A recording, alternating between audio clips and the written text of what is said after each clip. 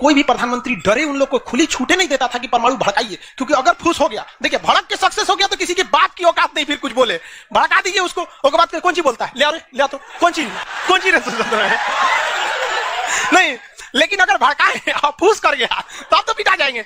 Japan पर परमाणु बम मार दिया था अमेरिका, जापान चुपचाप देख लिया था। जापान के पास परमाणु बम रहता ना, अरे बाप रे बाप, उनको तो दिखाया रहता जापान मारा रहता ना जिसका कोई हद नहीं। गलवान में चीन घुसा है ना, छोटा अटल बिहारी वाजपेयी रहते तो बता रहे, तो दिखने में बुढ़ा थे अटल बिहारी वाजपेयी, यहाँ पे बड़े बड़े जवान लोग का छक्का छुड़ा देते थे बॉर्डर पे। उन्होंने खुला छूट दिया एपीजे अब्दुल कलाम को, कहा कि आपको हमारे परमिशन की जरूरत ही नहीं है, आपको जो करना है करिए, हमको नहीं, हमको बस परमाणु बम चाहिए, हमारी सरकार रहे चाहे सरकार गिर जाए। और रियलिटी में है, भारत में अटल बिहारी वाजपेयी अगर परमाणु परीक्षण न करते तो भारत पर अमेरिका सैंक्शन नहीं लगाया रहता और अटल बिहारी वाजपेयी की सरकार नहीं गिर जाती। लेकिन अगर वो अपनी सरकार को सोचते तो कोई भी शिक्षक मंच पर खड़ा होकर किसी प्रधानमंत्री का खुलेआम तारीफ नहीं कर सकता, वरना कितने प्रधानमंत्री आए कितने गए किसी के लिए शब्द नहीं निकल रहा है। 1974 में इंदिरा गांधी ने डिसाइड किया कि हमें क्या बनाना है, परमाणु बम बनाना है। कब डिसाइड किया इन्होंने? 1974 में। बट उस समय हम लोग उतना डेवलप नहीं थे, तो हम लोग यहां पर मई 1974 इन्होंने पोखरण में परमाणु परीक्षण किया, लेकिन गलती से वो उतना सक्सेस नहीं हुआ जितना होना चाहिए था। उस परीक्षण का जो नाम था, उसका नाम था स्माइलिंग बुद्धा। क्या नाम था? स्माइलिंग बुद्धा। तो हो गया बात वही, भड़कइबो किए लोग, फूस दे करके रह गया, पकड़ा गए हम लोग। अब अमेरिका हम लोग पे दबाव बना दिया। अमेरिका ने एक नियम बना दिया सीटीबीटी और CTBT, comprehensive test ban treaty. कोई भी व्यक्ति परमाणु बम का परीक्षण नहीं कर सकता है, और बैन लगा दिया, ना आपको जल पे परीक्षण करने देंगे, ना थल पर परीक्षण करने देंगे, ना हवा में परीक्षण करने देंगे, पूरा बैन लगा दिया। और एनएसजी बना दिया, national supplier group, nuclear supplier group, कि कोई भी देश भारत को मतलब यूरेनियम नहीं देगा। तो हम लोग पास यूरेनियम नहीं था, चोरी छुपे हम लोग यूरेनियम मंगाते भी तो सीटीबीटी था, परीक्षण करने नहीं देगा। भारत ना एनएसजी को माना है ना सीटीबीटी को माना है, और एनपीटी लगा दिया, न्यूक्लियर नॉन प्रोफिलरेशन ट्रीटी, नाभिकीय अप्रसार संधि, की कोई भी देश दूसरे देश को मतलब टेक्नोलॉजी नहीं बेचेगा कि परमाणु बम बनता कैसे। मतलब साला चोट्टा चारों ओर से घेर दिया। कभी कभी गरिया देते हैं यार, क्या हम मशीन थोड़े हैं कि जो सेट कर दिए वही बोलेंगे। देश पे बात आती है तो हम सब भुला जाते हैं। तू दोस्त है ट्रम्प है कि बाइडेन है, सोच रहा बाहर में जा तू कोनो चीज हो। यहाँ पहले हमको मतलब तुम बनाओ परमाणु बम, कोई दिक्कत नहीं, हम लोग दिवाली वाला धुकधुकुआ बनाएंगे। मतलब एनपीटी क्या कहता है? न्यूक्लियर नॉन प्रोफिलरेशन ट्रीटी, नाभिकीय अप्रसार संधि, कि कोई देश दूसरे देश को परमाणु टेक्नोलॉजी नहीं देगा। एनएसजी, कोई देश मतलब बिना परमिशन, एनएसजी के बिना मीटिंग के मतलब यूरेनियम सप्लाई नहीं करेगा, और यूरेनियम उसी को सप्लाई करेगा जिसने सीटीबीटी पर साइन किया कि हम परमाणु बम का परीक्षण नहीं करेंगे। रे भाई साहब, परीक्षण माने बम बना के क्या कर लेंगे? मान के चलिए हमारे पास टेक्नोलॉजी आ गया, ठीक है, और एनएसजी से हम सप्लाई करके यूरेनियम भी ले लिए, एनपीटी कहता है बम में परीक्षण नहीं करने देंगे। तो भाई बना के रखने से थोड़े होता है, एक बार पटके उठके तब ना समझ में आएगा काम कर रहा है कि नहीं। पता चला बना के रख लिया, युद्ध में पटके तो धुआं देके रह गया। तो एक बार परीक्षण मतलब चारों ओर से हम लोग को घेर दिया था। अब भारत वाले वैज्ञानिक भी तो मतलब है सब उसी हिसाब के ना। भारत वाले ने कहा कि एक काम कीजिए, एक समझ में नहीं आ रहा है, अमेरिका से कहिए तू हमारे यहाँ परमाणु बिजली घर लगाओ। तो इंदिरा गांधी थी ना, अमेरिका को फुसला दी, कहीं देखिए ना गुजरात में हमारा तारापुर जगह है, वहां परमाणु बिजली घर लगाना है, उसमें बिजली बनेगा, लाइट बत्ती जलेगा, आप बिजली घर लगाइए। सुने हैं कि 300 करोड़ का खर्चा आता है, जबकि 200 करोड़ का खर्चा आता था। तो अमेरिका लपलपा गया कि अरे दादा बिना मोलाई तो रेट बढ़ा दी है। अजब हाल है भाई, महिला मोलाई ना करे, ऐसा हो सकता है? महिला को कोनो सामान फ्री में कहेंगे तो कहेगी 2 गो दे दो।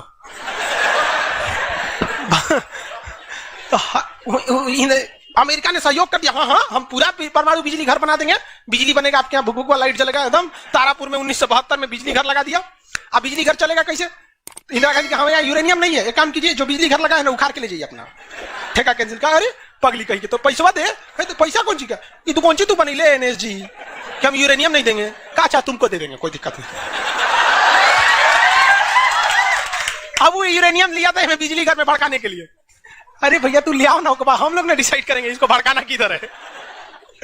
इधर आया 1972 में तारापुर में, उधर तैयारी चल रही थी 1974 में, हम लोग ने उसमें से निकाल के इसमें भड़का दिया। बाद में पता चला गलती हो गया, अमेरिका होशियार निकला, जो यूरेनियम बिजली घर में लगता है वो 20% इनरीच रहता है, अब परमाणु बम में 80% इनरीच चाहिए होता है। हमसे गलती हो गया, ससुरा जातो गया भातो ना मिला, भड़काइयो दिए, बदनामो हो गए लोग, सब सतर्क हो गया, सब हरक गया, सब देहात में बोला जाता है ना, हरक गया सब। ले भाई हम लोग को पता नहीं था, हम लोग कच्चे मसाला पे भड़का दिए थे लोग। अब क्या हो, इस सब 75 को नियम लगा दिया, हम लोग को कोई देता ही नहीं था। तो बस अब भारत में वैज्ञानिक, इंदिरा गांधी ने प्रोग्राम को कैंसिल नहीं किया, कहा कि बनाइए। अब भारत में धीरे धीरे आगे गए, एक से एक वैज्ञानिक मिल गए सब। उसमें एक चिदम्बरम थे, बहुत मशहूर वैज्ञानिक, और उसके बाद मिल गए हमारे एपीजे अब्दुल कलाम, सोने पे सुहागा। इन्होंने परमाणु बम बनाने की पूरी तैयारी कर ली। अब तब तक लेकिन कोई भी प्रधानमंत्री डरे उन लोग को खुली छूटे नहीं देता था कि परमाणु भड़काइए, क्योंकि अगर फूस हो गया, देखिए भड़क के सक्सेस हो गया तो किसी के बाप की औकात नहीं फिर कुछ बोले, भड़का दीजिए उसको, उसके बाद कौन सी बोलता है, ले तो कौन सी नहीं, लेकिन अगर भड़काए और फूस कर गया तब तो पिटा जाएंगे। जापान पर परमाणु बम मार दिया था अमेरिका, जापान चुपचाप देख लिया था। जापान के पास परमाणु बम रहता ना, अरे बाप रे बाप, उनको तो दिखाया रहता, जापान मारा रहता ना, जिसका कोई मजबूरी हो गई थी। तो भारत के सामने यही रास्ता था कि भैया अगर भड़का दिए और अगर सक्सेस नहीं हुआ तो इस बार माफी मिलने वाला नहीं है, क्योंकि 1974 में एक बार माफ कर दिया था। लेकिन अटल बिहारी वाजपेयी का जब नेतृत्व आया प्रधानमंत्री का, तो अटल बिहारी वाजपेयी ने कह दिया था भैया कुछ भी हो जाए, कुछ भी हो जाए, हमारा देश रहना चाहिए। आज के नेता रियलिटी बताते हैं। अटल, हम और आप उस पीढ़ी में से हैं जिन्होंने एक साथ दो महापुरुष को अपने देश में देखा, राष्ट्रपति के रूप में एपीजे अब्दुल कलाम और प्रधानमंत्री के रूप में अटल बिहारी वाजपेयी। और यह सौभाग्य पृथ्वी पर अब किसी को नहीं मिलने वाला है, क्योंकि ये ऐसे लोग थे जिनका अपना परिवार बाल बच्चा कुछ नहीं, देश ही समझा मतलब देश है, मतलब देश है यहाँ पे, और कुछ नहीं। यहाँ पे गलवान में चीन घुसा है ना, चोट्टा अटल बिहारी वाजपेयी रहते तो बता रहे, तो दिखने में बुढ़ा थे अटल बिहारी वाजपेयी। यहाँ पे बड़े बड़े जवान लोग का छक्का छुड़ा देते थे बॉर्डर पे।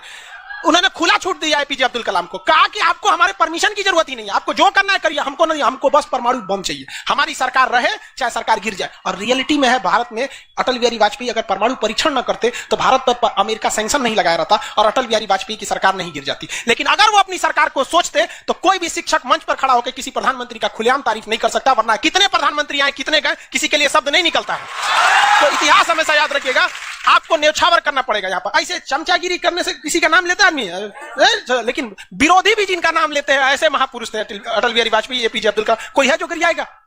हाँ, उसे जो अपने बेचारा शर्मा जाएगा, किसको बोले। उन्होंने खुला छूट दिया और कहा कि जो करना है करिए। एपीजे अब्दुल कलाम कहे ठीक है, लेकिन अमेरिका को पता चल गया कि सोचा एपीजे अब्दुल कलाम चल गया वहां, ये पक्का सफल कर देगा, तो उसने उसके ऊपर ना सैटेलाइट छोड़ दिया। अमेरिका से सैटेलाइट छोड़ा और भारत के ऊपर निगरानी करने के लिए। अब यही गलती कर दिया अमेरिका से। सुना, एपीजे अब्दुल कलाम को फुसलाने के लिए नासा बुलाया, आइए ना, आइए नासा आइए, तो एपीजे अब्दुल कलाम चल गए और कहा कि देखिए देखिए कितना बड़ा बड़ा मशीन है नासा में। ऐसा ना इंडिया में है, टूटल फूटल स्टेबलाइजर रख ले रहता है, स्टेबलाइजर का नट उड़ जाता है तो पिलास से दाब के करता है। कहा वहां वैज्ञानिक बने, यहाँ आइए हम आपको नासा का हेड बना देंगे। यहाँ पर कहा कि ठीक है, हम नासा का हेड हम क्या करेंगे, हमारा कौन है, ना बाल बच्चा ना कुछ, एक को चीज है मेरे लिए, मेरा दुनिया में कुछ नहीं है, केवल और केवल मेरी भारत माँ है, आप वो भी छीन लेंगे हमसे, ऐसा थोड़े हो सकता है।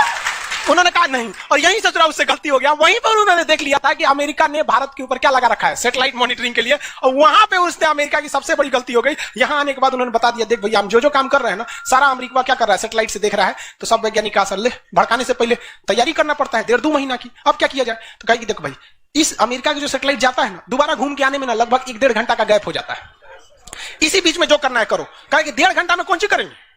तो अटल बिहारी वाजपेयी ने खुला छूट दिया था किसको, एपीजे अब्दुल कलाम। एपीजे अब्दुल कलाम ने कह दिया ना कि एक काम कीजिए, ऐलान कर दीजिए कि यहां मिलिट्री एक्सरसाइज होने जा रहा है, सेना यहां युद्ध अभ्यास करेगी, कैसे युद्ध लिया जाता है, एकदम ओरिजिनल युद्ध का मैदान। अब युद्ध में कहीं घर बन रहा है तो कोई पूछ रहा है काहे लिए बन रहा है, इसी पे जब बम मार के प्रैक्टिस करेंगे। घर नहीं बन रहा था, वो इसलिए बन रहा था कि परमाणु बम कितना खतरनाक होगा। लोगों को लगा कि फौज इस पे मार के देखेगी कितना तबाही मचा रहा है। भाई साहब बकलोल, वो तैयारी अब्दुल कलाम ने करवा रहे थे कि जब फोड़ेंगे तो देखेंगे कि घरवा उधियार है कि नहीं। तो लोगों को लगा हाँ मिलिट्री एक्सरसाइज कर रही है, सब चीज काम हो गया। लेकिन अमेरिका को कहीं ना कहीं भनक लग गया, क्योंकि हर घर में सतयुग से कलयुग तक साले विभीषण हर जगह मिलते हैं। भारत में कोनो जाके कह दिया वहां पर तो भनक लग गया। तो अमेरिका ने उस सैटेलाइट की टाइमिंग घटा दी। जो घंटों का गैप रहता था वो चंद मिनटों का गैप रह गया, 20-20 मिनट का गैप रहता था। लेकिन इन लोगों ने अपना काम निपटा के रख दिया था। लेकिन समस्या ये थी ना कि सब चीज तो बन के रेडी हो गया, हर चीज रेडी हो गया, लेकिन अगर परमाणु बम फोड़े और फूस दे करके रह गया, समस्या यही थी। भड़क गया तो टेंशन ही नहीं था। तब क्या किया गया, सैटेलाइट हुआ तो रहेगा। तो अटल बिहारी वाजपेयी का पूरा छूट था, एपीजे अब्दुल कलाम को इनको टेंशन ही नहीं था। उन्होंने कह दिया अटल बिहारी वाजपेयी से ये काम करते हैं हम अब आ गया, हम मई में इसका बम फोड़ देंगे कोनो दिन में, 9 तारीख चाहे 11 तारीख कोनो दिन हम फोड़ देंगे। तो कहें कि भाई आपको जो करना है करिए ना, हमको मत बताइए, हमको बस परमाणु बम चाहिए, बाकी अमेरिका कौन सी करेगा हम देख लेंगे यहाँ पर। तो अटल बिहारी वाजपेयी से खुला छूट मिल गया। अब इन्होंने 9 मई 1998 डेट क्या कर दिया, डिसाइड कर 2-2 दिन किया था, एक 9 मई को भी, फिर 11 मई को। पहले 11 मई 1998 शक्ति 98 कोड नाम था। जैसे अमेरिका का सैटेलाइट गुजरा, पूरी तरह से कैलकुलेशन हो गया था कि कैसे कैसे होने वाला। अमेरिका का सैटेलाइट जैसे गुजरा तुरंत यहां पे भारत का परमाणु बम को ब्लास्ट किया गया। और जैसे ब्लास्ट हुआ तो जो मिलिट्री एक्सरसाइज कर रही थी उसको तो भेज दिया गया था 2 दिन पहले ही। जो बिल्डिंग बनाई थी वो खाली पड़ा था, धाए दे गायब हो गया बिल्डिंग, पूरा धुआं हो गया, पूरा भयानक।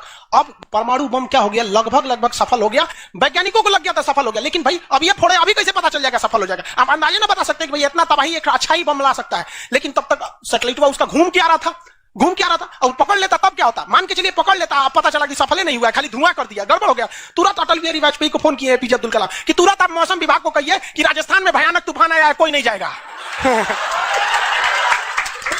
अटल बिहारी वाजपेयी ने तुरंत घोषणा करा दी, राजस्थान के लोग अपने घर में रहे, बहुत भयानक तूफान आया है। अब उसका सैटेलाइट आ रहा है तो देख रहा है धुआं हुआ है, तुरंत मैसेज भेजा नासा में, धुआं हो गया यहाँ पे। कहीं मतलब धुआं हुआ, तूफान आया है वहां पे। तूफान आया है। वहां से चला गया, तब परीक्षण देखा गया, एकदम सक्सेस। अब टेंशन ही नहीं है, एक और फोड़ दो, 2 को फोड़ दिया गया, पूरी तरह से सक्सेस हो गया। और ससुरा अमेरिका को अभी तक पता है कि वहां तूफान आया है, अरे वहां दूसरा तूफान आया है। अब भारत में कुछ भी कहिए तो डर तो लगता है, भाई अमेरिका बहुत खतरनाक देश है। आज हम लोग भले शक्तिशाली हैं, 1998 में हम लोग को पाकिस्तान आके दिखा देता था, 99 की करगिल वार याद कीजिए। आज हम लोग बहुत आगे निकल गए, लेकिन उस समय बहुत पीछे थे हम लोग। अब डर तो था ही। अब भारत के प्रधानमंत्री सब राष्ट्रपति से पुकारे थे, अमेरिका क्या करेगा, ओके पते नहीं। 9 तारीख बीत गया, 10 तारीख बीत गया, पता ही नहीं चला अमेरिका को। अटल बिहारी वाजपेयी अब्दुल कलाम से पूछे कि महाराज तो सोचा कुछ सुख बुगाइए नहीं रहा, तो करे ओकरा पते ना चला। एक काम करते हैं, आप धड़ल्ले से फोड़ देते हैं, क्या फायदा है हम? तो फिर 11 मई को 3 गो और फोड़ दिए, 2 गो गायब करके। जैसे परमाणु बम निकला धाम से फोड़े, पता ही नहीं चला दूसरा। लेकिन भाई धड़ाधड़ 5 गो फोड़ दीजिएगा तो पता चल जाएगा कि नहीं पता चल। ये डाउट हो गया पाकिस्तान को, जनते का है। हम लोग फोड़ रहे थे यहाँ पे, अब भूकंप आ रहा था यहाँ। फोन किया अमेरिका को कि बकलवा आंधी उंधी ना उठ लो, फोड़ दिया परमाणु बम। अमेरिका से जरा माथा फोड़ रहा है अपना, कह रहा है कि अब क्या करें हम। यहाँ पे नासा वालन को गरियाया, गिरे चोट्टा कहीं का, तू लोग को सैटेलाइट लगाओ, आई लगाओ। वहां पे कौन सी देख रहा था लोग वहां पे? कि हम तो बोलबे किए थे कि उधर दुका उठाया था, आपने ना बोले थे कि आंधी उठा है वहां पे। अमेरिका आग बबूला हो गया और तुरंत अमेरिका का प्रतिक्रिया आया कि भारत को इसका बहुत भारी कीमत चुकानी पड़ेगी। तो भाई जिसकी कीमत भारी ना हो उसे चुकाने में मजा क्या है? और अमेरिका ने खुलेआम भारत को लड़का दिया कि अमेरिका कभी भी इस बात को स्वीकार नहीं करेगा कि भारत एक परमाणु संपन्न देश है। भारत को कभी भी अमेरिका इस बात की मान्यता नहीं देगा। अटल बिहारी वाजपेयी ने भी कॉन्फ्रेंस तुरंत मीडिया के सामने आए और कहे कि जो चीज हमारे पास है उसके लिए हमें किसी के प्रमाण की कोई आवश्यकता नहीं है। और जिस देश को यह लगता है कि हमारे पास परमाणु बम नहीं है या जिन देश को हम पर शक है वो आ जाना युद्ध के मैदान में, बताएंगे है कि नहीं। अब पूरी तरह तबाह हो गया यहाँ पे। अब अमेरिका माथा पीटते रह गया। अमेरिका ने आदेश दिया अपनी सेना को कि तैयार रहो। अटल बिहारी वाजपेयी ने आदेश दिया अब्दुल कलाम को कि जो बम बनाए है ना 2-4 गो फोटोकॉपी उसका रेडी रखिए। फोटोकॉपी मतलब उसका बना के रेडी रखिए, क्योंकि सेना की लड़ाई में भाई आर्मी टू आर्मी बहुत दिक्कत हो जाएगा, एडवांस है वो बहुत। आज के वक्त में भी हमारा हथियार वहीं से खरीद किया था।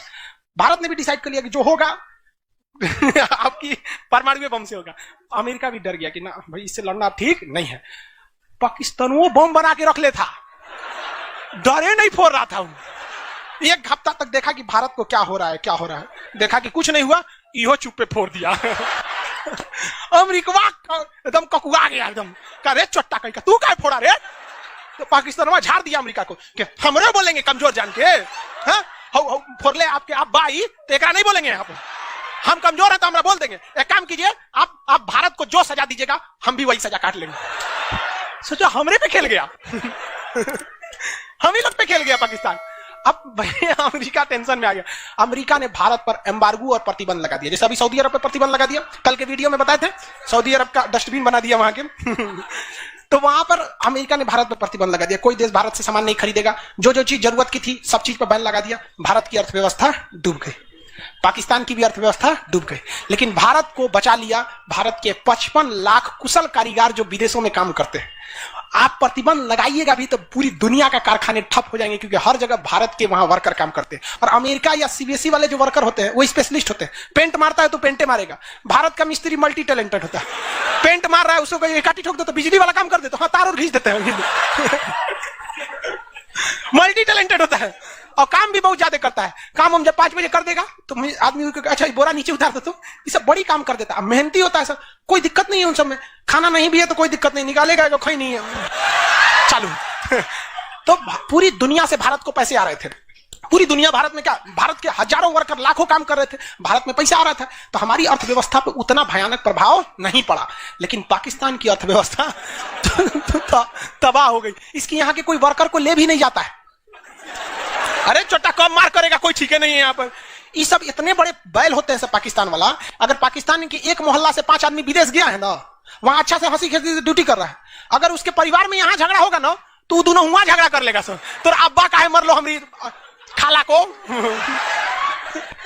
वहां मार कर ले। उसकी अर्थव्यवस्था पूरी तरह से बर्बाद हो गई। अब पाकिस्तान के साथ अजीब सी दिक्कत था, अमेरिका अर्थव्यवस्था बर्बाद कर दिया। लेकिन पाकिस्तान भाई साहब, हरामियों में नोबेल पुरस्कार मिलता तो हर साल यही लाता।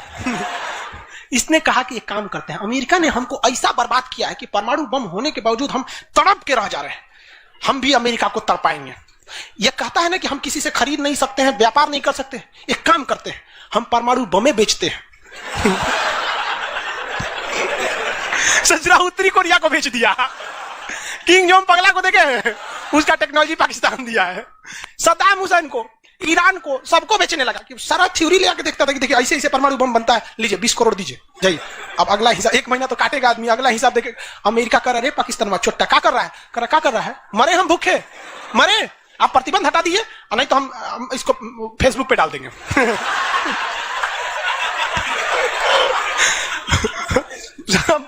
अमेरिका पगला गया, अमेरिका प्रतिबंध हटाया। इस बार फायदा उठा लिया भारत, कहा ओकरा हटाया तो हमरो प्रतिबंध हटाओ। समझ आ गया कि नहीं? तो गलती से भी अगर हम लोग जब भी एक दूसरे का अंतर्राष्ट्रीय मंच पर साथ दिए हैं ना, तो दोनों को फायदा हुआ है। लेकिन ये चुट्टा उसको समझ में नहीं आता है। अभी भी अगर वो शांति से रहेगा ना तो बहुत आगे जाएगा, और अशांति से रहेगा तो एकदम में आगे चल जाएगा। परमाणु परीक्षण समझ आ गया? किसी को दिक्कत कहां होता है?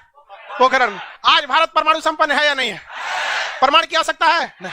अब अमेरिका केस कर दिया भारत पर, कहा कि आपने न्यूक्लियर प्रसार संधि तोड़ा है। भारत ने कहा हम नहीं तोड़े, हमने किसी से संधि मंगाया ही नहीं है, हमारे खुद के वैज्ञानिकों ने खुद बनाया है। और ये बात खूब एपीजे अब्दुल कलाम ने बोला था। कौन सी बोलता है चुराए हम बनीले, बताएं कैसे बनता है।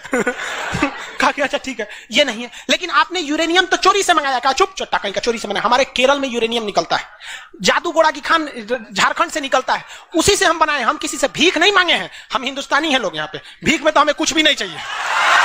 तो एनएसजी कहा कि अभी, तब कहा अब कौन सी पे मुकदमा ठोके, तब इस पे ठोक दिया भारत पे। आपने परमाणु परीक्षण किया क्यों है? भारत ने ये मुकदमा जीत लिया। जानते हैं कैसे? कहा कि कैसे, हमने तो कोई नियम नहीं तोड़े। सीटीबीटी कहता है आप पानी में नहीं फोड़ सकते हैं, जमीन पे नहीं फोड़ सकते हैं, हवा में नहीं फोड़ सकते, हम जमीन के अंदर फोड़े हैं। भारत ने कहा फोड़ा था? जमीन के अंदर। तो भारत को उस समय हर चीज साथ दिया था, बुद्धि, विवेक, बल, शक्ति सब रहना चाहिए, तब आप जीत सकते हैं। ऐसा नहीं कि परमाणु बम ले लेने से आपको जीत जाएंगे। कब कैसा सिचुएशन था, आंधी आया है, परमाणु बम फूट गया, तो हर चीज बहुत कांड हुआ यहाँ पे। बाद में अमेरिका को समझ में आ गया कि नहीं हो सकता है, अब भारत को ना नहीं सकते। वो गया जमाना जब हमारे ऊपर किसी का शासन हुआ करता था। आज भी भारत में बस जाति पात खत्म हो जाए, ऊंच नीच पे लड़ना खत्म हो जाए, और Congress BJP high party how party मतलब नेतागिरी खत्म हो जाए, तो सोचिए ना हमारे पास कमी की